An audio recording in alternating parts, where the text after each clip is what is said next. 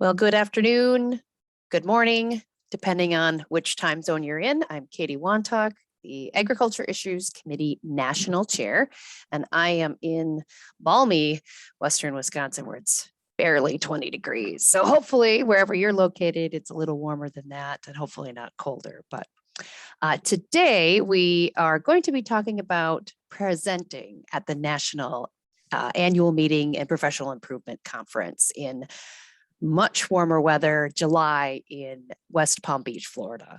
So we're going to cover a couple of these things this morning during our presentation: how to submit the online abstract to our brand new NACAA website, what should be included in that abstract for oral presentations, which committee should you submit to. That's almost probably more difficult selection than the other two. And of course, our deadline, which is next Tuesday, March 15th. So let's jump out of here and look at our brand new NACAA website. Now, if you have not already logged into the new website, you'll want to do that today. You want to do that, of course, right after a presentation, not during, but right after, because I believe Mr. Hallbecker is taking a little time away. So he won't be able to help you with those login processes. So, and it's a little different. So again, our new website, great information, just takes a little bit of getting used to compared to the old one. But for our presenting at the AMPIC, you'll want to look under professional development, which is the top of our screen. Hopefully you can see my little pointer there on the top. So professional development, you'll go down into presentations, and that's where we're going to be on here today. So if you want to look at previous presentations, you just need to select this taskbar here and select a different year to look under the AMPICs in case you want to review what was presented in previous committees. Always a good idea. But again, we're looking for presenters for this upcoming AMPIC. And of course, this provides an opportunity for you to make an oral presentation at a nationally recognized professional improvement meeting. So as long as you are a current NACA member, you are eligible, and ask you to submit an abstract. Now, of course, a recognition, peer-reviewed papers will be selected. You'll receive a certificate in the mail and will be published in the proceedings. But how do you apply? All right, so we'll get to the application section in just a minute where you'll submit your abstract, but just want to make note before we leave this page here, the presentation score sheet. This is what national committee chairs like myself, as well as regional vice chairs of the committees, will be looking at when we are ranking the different oral presentations that are submitted. So here, of course, we're looking at how is the writing format? Is your abstract following the format as we have in our guidelines, grammar, punctuation, of course, but also looking at the abstract. Are you stating what the issue is and clearly? And how did you come across that methodology? What did you use to demonstrate or complete the project, and how was it accomplished? We're wanting you to provide impacts. What are the results that led to this? Are they clearly stated? And if it's extension education or versus research, how is the information provided and who is the audience that you provided it to? Of course, a topic and which committee you select to, of course, is a priority, but we're wanting to make sure that these projects will be applicable across all of our colleagues across the nation. So not just something that is really specific in your state, but also that could be replicated by our colleagues across the country. And is there an interest level? Will this be of interest to our colleagues? So that's something, of course, you want to consider. That's, again, if you're joining us a little late here, that's under the professional development on the NACA website under presentations, and that's where you can find this information. Now let's go to entry. And here, if we click on the presentation and application, this is our new entry form of where you want to be submitting your abstract and your presentation application. Of course, you want to fill out your information here on the top. If you have additional presenters who will be presenting with you, be sure to add them. We'll want your title. At one point, And one of my critiques, I was critiqued of not having a more original or creative title. So always good to have something creative that catches the eye of our colleagues to make sure that you want them to come and listen to your presentation. But here, presentation category. This is where you'll select the committee of which you'll be presenting to. We'll get to all of these different definitions here in a minute, but just so you know, you can only select one. But that's not saying that you can't make multiple applications for presentations, but you're all only able to select one different category or one different committee to submit to. Here is your abstract. Once you are completed, you'll save and continue. Now, of course, it's going to give me a little bit of a box that says, hey, you haven't completed everything. But when you do complete something and all of this information, you'll have a submit button on the top. Now, if you don't know where you need to go for this, if you go under your dashboard, is a handy tool here. And here is where you'll have my submissions and applications. Once you have started that presentation, click on the submissions and applications, and here you go. You'll see under presentations, you'll see, obviously I have one that's incomplete at the moment, but I also have one that is currently pending for review by the other committee chairs. So now let's go back in and talk about which committee should you submit to. And let me pull back up my presentation here. All right. So we have a couple different committees as was listed there for your oral presentation. And first, we're going to talk about the Extension Development Council, or EDC, in these 4 committees. Now, the Extension Development Council really strives to enhance the professionalism of our NACAA members by providing opportunities and strengthening their leadership and educational delivery skills. Now, these subcommittees, as listed here on your screen, really cover broad and general extension-related topics. So I did try and query each national chair to see if they had a little bit of a definition outside of the handbook that's out there for which kind of topics they would like to see members be submitting into their committees. Now, if you don't know, there is a committee members handbook. There's several handbooks, of course, on the NACA website. And under committee members handbook, should you be interested in a leadership position, I am going off of the Ag Issues Chair for North Central Region. So there's definitely an opening there. I've served my 2 terms as regional vice chair and this year national chair. But that committee handbook is really good. That talks about what each of the leadership roles represents and what each committee serves. So the Agricultural Issues Chair, which is what I am serving on, we're really looking to address for members to submit presentations that address issues in agriculture that are impacting sustainability or operations in their areas. So what does this look like? If you as a member have completed a project that enhance the appreciation or understanding of your audience of agriculture, we want you to present at AM PIC so that you can tell other people, hey, this is what I did. It might apply. It might be great for you to take and do it in your state. And now, as we look back, EDC here, again, our next one is early career development.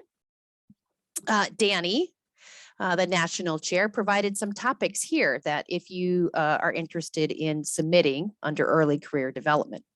Now, their committee really assists members who are, of course, early in their career to maximize and successfully complete their extension education experience. The committee also helps train management positions and those who are interested in mentoring new professionals. So not just necessarily early career, but mentoring as well. So really any topic, he says, related to what we as educators do daily, weekly, monthly, and yearly that will help any of our new colleagues, especially early in their career. The committee, of course, looks at if the topic is appropriate. So if you're submitting to this committee, the regional vice chairs or the national chair will review all of those that are submitted. They'll want to make sure the presentation, of course, is following the abstract score sheet, and they will rank their presentations, of course, depending on what the AMPIC has for room schedules and room space. So sometimes not all presentations, unfortunately, are accepted, but of course, we encourage you to apply. So if you have any of these, any of these topics as listed on your screen here, I would encourage you to submit to the early career development. All right. Whoa, my computer doesn't like me today. Or it does, just wants me to hurry up.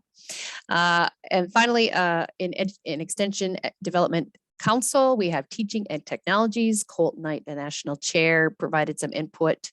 He encouraged members to focus on the adoption of new technologies that were used to overcome difficulties due to the pandemic. It sounds like what their committee is going to be focusing on for the 2022 AM PIC.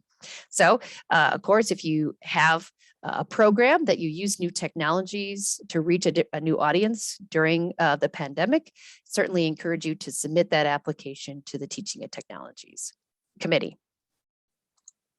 Now we'll move on to the Professional Improvement Council, or PIC.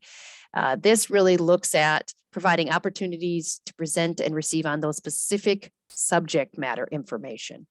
And this component, of course, appeals to the NACAA mission statement of to further the professional improvement of our members. This area is devoted to enhancing the opportunities for the members, become more knowledgeable and competent in subject matters in which we work. So there are 7 broad fundamental subject matters that encompass hopefully the vast majority of the work done by extension educators across the country. So first, we'll start with 4-H and youth. Brittany, the national chair, kind of provided a little bit of information here, looking at of course, 4-H and youth, those programs that really focus on and providing professional development and opportunities, resources or activities focused around youth and 4-H. So if you have any of those type of programs that you have taught in the last year or plus, I really want you to present those at the upcoming AMPIC. Brittany says that their committee really judges proposals based on the rubric outlined on the website, as well as what's listed in the County Agent magazine. And of course, if you're concerned about being disqualified, she says, make sure that you are reviewing that rubric when you are submitting, so make sure that you will be accepted. The next in that Professional Improvement Council is Agricultural Economies and Community Development. Amanda Smith is the national chair.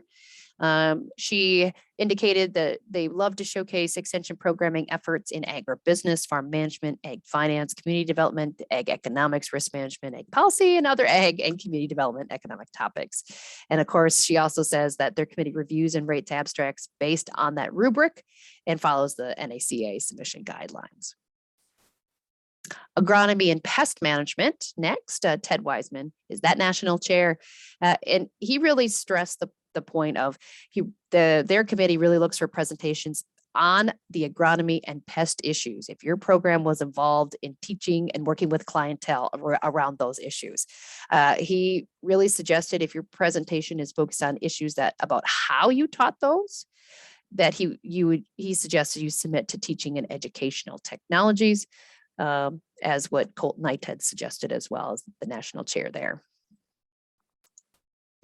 Now, if we look at horticulture and turf grass, Cindy is the national chair. She did provide a wide range of topics that encouraging members to submit for oral presentations on, whether it ornamental, specialty crop, garden, landscape management, pollinators, and master gardener volunteers. It's what their committee will review the proposals and the abstracts. And of course, each of our committees gets us a certain number of presentations that we're able to accept for the AMPIC. And it sounds like for horticulture and turf grass, Cindy and the regional vice chairs really try to slot them into similar topics together for those concurrent sessions. So a master gardener and a consumer horticulture track, for example, a fruit and vegetable track, and she lists ornamentals and an other track. So just kind of keep that in mind. And if in case you wonder, why are these ones being offered at this certain time or these days, it sounds like that's kind of horticulture's priority there. Natural resources and aquaculture, Jody, the national chair, have broad range in which you can submit your oral abstracts into this committee. And she lists them here from environment, forestry, timber, wildlife, climate change, of course, kind of a hot topic as well, but aquaculture and fishing as well. So sometimes these may overlap with other committees. And so, really she encourages members, if their abstract is accepted, they will be notified whether that, and sometimes within our committee members, if we're not able to accept as many, we might share that with other national chairs as well to make sure that we're trying to have as many members present their oral abstracts at the upcoming AM PIC. And then we have sustainable agriculture, and Laura Miller, the national chair, just noted the sustainable ag is a big tent, of course, but and she is hoping that oral members do present really on any extension program that works towards healthy environment, economic profitability for our producers, and social equity. And she hopes, while sustainable agriculture about being practices improve the environment, there's a kind of a broad range as well. So be sure to kind of think about a sustainable agriculture as a potential opportunity for you to submit for your oral presentation. So this is a very short, just kind of an overview. Really encourage you to, again, review the rubric on the website, NACAA.com. Look under professional development on your top bar, and you'll find presentations there. On that page, you'll find the rubric, the score sheet, which each of us national chairs and vice chairs use to review the presentations. Submit them. Oh, excuse me. There we go. Submit your abstract, of course. The deadline is next Tuesday, March 15th. And then hopefully if you have a colleague who is questioning which committee to submit to, they feel free. Scott will have this recording available, I'm sure. But otherwise, the committee members handbook also provides a description of each of our committees and provides some insight into maybe which area or topic that you might want to submit to. So with that, Scott, I believe that kind of concludes my presentation for today. It was short, as I tried to be. Looks like we've had a couple questions come into the chat. And it looks like the sample format for the abstracts. Yes, I do not believe there is one on the website, but there is one in the County Agent magazine. But also I really, and I can share my screen again. Excuse me. So again, professional development on the top as we go under presentations. And here on the top, you'll find the AM PIC year. If we go back, for example, to 2021, here you are able to see all of the accepted proposals. So, feel free to review these. And that is where, for example, if I really want to see what Madeline presented for Iowa Annie's project, here is a great example of an abstract and how she wrote it. So that is my suggestion too. There is a sample format in the County Agent magazine, but I encourage you to look at what previously was accepted under the committee that you might be thinking about. We have another question of how long are the presentations expected to be? So I believe the current sessions are 30 minutes, but we encourage people to have a 20-minute presentation with an opportunity for 5 to 10 minutes of Q&A. Sometimes there's a lot of Q&A, especially on some of these teaching and technology sessions. And so, always encourage you to have, your contact information available, and what that looks like out there. So our next question, do the projects need to have taken place in the 1-year time frame like the communications awards? I did not hear back from any national chairs indicating that that was true. So I believe if you have a really good program and, with the pandemic here in the last couple of years, you haven't had an opportunity to present. Now we will be live in person. We will not be online this year for the AM PIC. So you do need to travel to Florida to make your oral presentation. But I don't see why, if you have a great program in the last couple of years, that you wouldn't be able to submit. So thanks, Laura, for that question. Feel free to expand beyond the 1-year time frame for your oral presentation. We have a question of, is there any word limit for abstract submissions? And Scott, I did not see that on the website, that we have a word limit. I think on some of them we might. But if you could maybe answer that for us, Scott. Yeah, all abstracts are 350 word maximum. Okay, there's our answer. 350 word max for your abstract. You're able to provide a lot of detail then as far as, a background, methodology, information, your impact or research results, as well as, any other kind of information and the future of your project. So 350 words for the abstract. And a clarifying question, presentation scorecard for the presentation given at AMPIC. No, so the scorecard that you see, if I can go back to presentations here. Certainly, great question, clarifying, definitely. So this scorecard is what, as national chairs and regional chairs, we will use to determine, we'll review the abstract. So it is based on your abstract alone to determine if you will be selected to present at the annual meeting. At this point, we do not have a requirement for your presentations to be submitted ahead of time.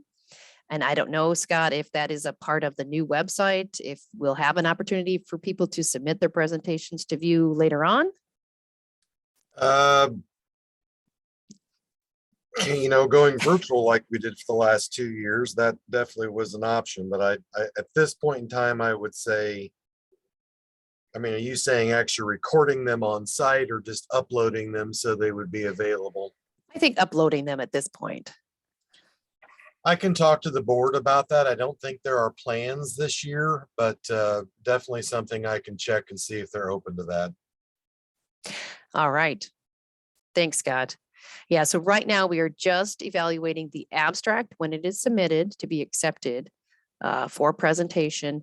And then at this point, we don't have a way to share. So if you are unable to attend AMPAC, if you're really interested in a presentation and you see their abstract, we encourage you to reach out to that colleague and get their presentation that way.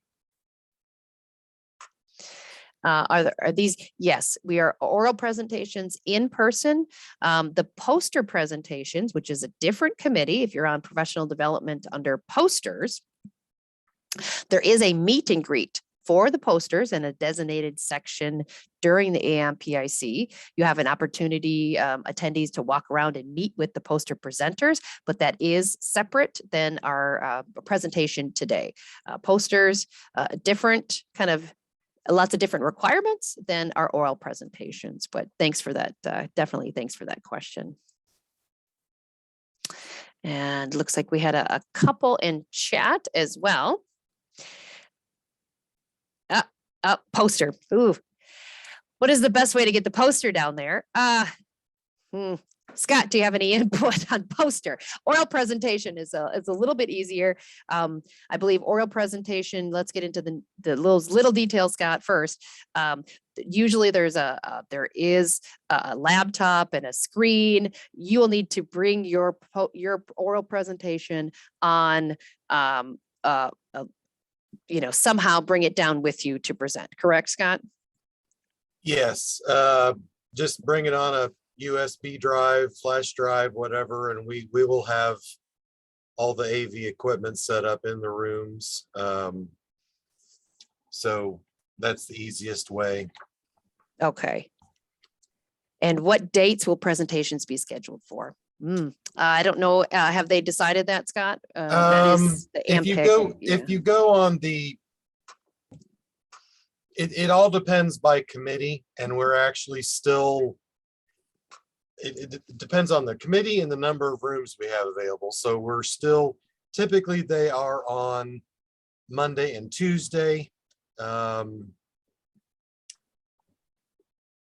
mornings and afternoons, just depends. But if you if you go on the website and on the home page, you'll see the Florida logo. Click on that link and there is a tentative agenda schedule there. We are modifying that a little bit right now, so that the one that is published in the County Agent magazine which will be mailed and arriving around April 1st. We'll have a few updates to that, but most of them are, so for example, they're on Monday. I'm trying to think. Maybe scroll down a little bit more. Yep. So Tuesday, 8:30, 11:30, it looks like most of the extension development councils are taking place. And in the afternoon, most of the PIC councils are taking place.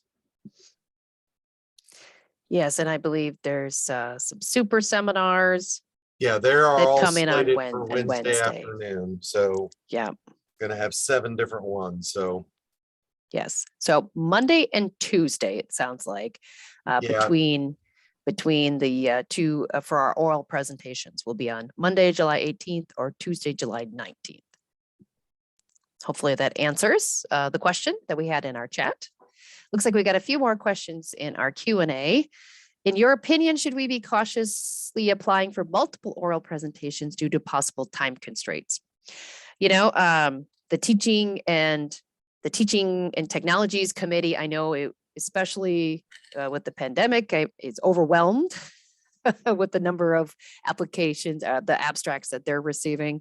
But like our agronomy national chair mentioned, you know, if you are talking about how you presented the issue, that's the committee you should be presenting to. If you're talking about a program that covers multiple different areas, that's in extension development as well as professional improvement, yeah, you might want to apply for both.